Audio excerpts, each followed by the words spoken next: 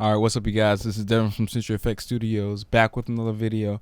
Once again, I've made another mistake. Now, I'm shooting again with the, I'm shooting with the 17 to 35 millimeter. It's an old Canon lens, and we're on this very, very narrow bridge. Now, you're gonna see this bridge in later my later videos where I'm going to be talking about what I'm actually doing out here with Jade and Jenny and being in harsh locations and stuff like that. It's going to be named something like photographing in harsh locations or something like that. But look up that video because you'll be able to actually see what I'm going through when you actually see this bridge. It's a very narrow bridge with two people. You can already see the ladies, they're not that big in stature and size as far as, they don't take up a lot of space. They're very skinny, very fit, very lovely, sexy, gorgeous models. But they are on a bridge and it's just two of them beside each other and they barely fit.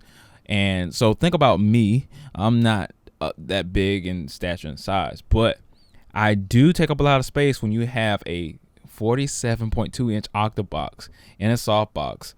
All that stuff around me. Actually, as a matter of fact, that wasn't beside me because that broke at the time. It was just the Flashpoint 600 on a stand, which takes its own footprint of about 3 feet, and it barely fits on it. And I'm at 24 millimeters, so I'm relatively close to the models.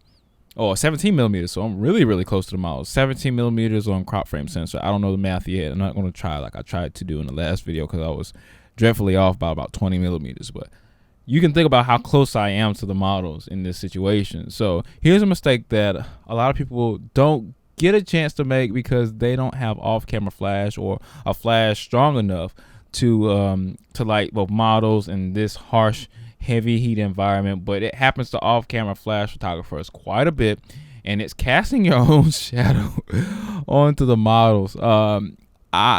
Typically, you're never shooting that wide when you're shooting with a light off camera, because you're typically shooting off camera because you want to light in a certain type of way, it's light in a certain type of fashion and a certain type of pattern.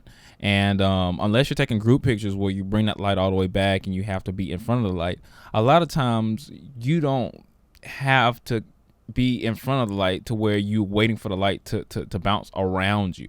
But in a lot of advanced photography situations, you are. So in this situation, I thought I had my Godox 47.2-inch octabox where it could flood light around me and actually hit the models. And all I would have to do is amplify either my flash power or my ISO to make that light effectively hit my models and compete against the sun with it being so close. But it actually broke, and I was shooting with the little frosty flake reflector on the little bulb that they give you for the Flashpoint Explorer 600, and daggone, I cast my own shadow into the actual wake of the two models. And I didn't notice this at first because we were in a rush. One of the models had to leave really, really fast. She was already late, and we were just wanting to get a couple of shots with them two in the shot. And I had got, if you look here in the past, I had got these two shots off and this shot off with 26 millimeters on a crop frame sensor, like a 35-40-ish millimeter. I don't know, guys. I don't know the math. It's 1.6x crop, so 1.6x times 1.6x times whatever focal distance I'm at will give you the equivalent focal distance for a full frame camera. But I got these shots off and I wasn't thinking about where my location was. All I think about is what's in my frame. And this is not the sharpest lens, as you can see. This is not the sharpest lens on the planet, even though they're standing right beside each other and their eyes are really, really close.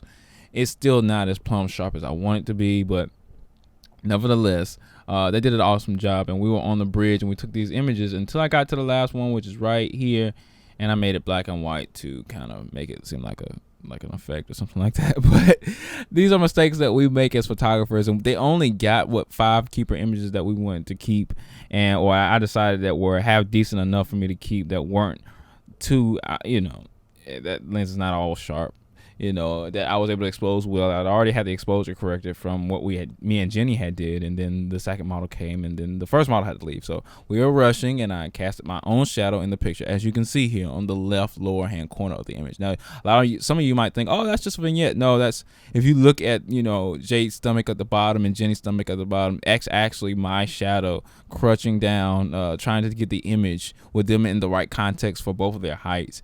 So I'm crunching down, even though I'm crunching down or bending over a little bit, I still don't clear the flash's wake, and you can't tell that before the flash flashes. It's kind of like glass clear. You won't really know unless you have a modeling lamp on, which I couldn't do in this situation, and until after the flash. You wouldn't know that this happened until after I actually flashed at 1/6400th of a second doing high speed sync with an ISO of 320 at 17 millimeters.